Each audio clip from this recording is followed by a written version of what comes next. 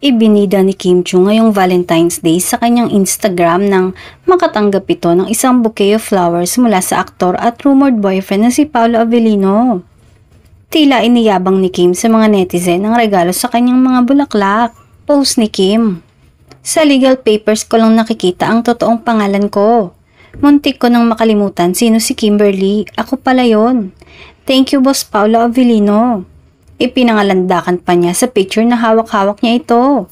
Kinilig naman ang mga Kim Pao fans dahil nauna nang sinabi ni Paolo na hindi nga sila magkasama ni Kim ngayong araw dahil may show si Paolo sa Kidapawan.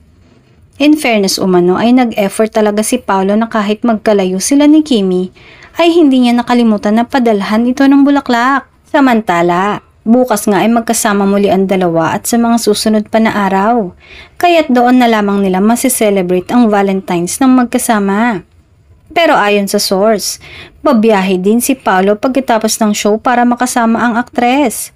Hudyat na nga kaya na may aaminin sa susunod na mga araw tungkol sa kanilang tunay na relasyon.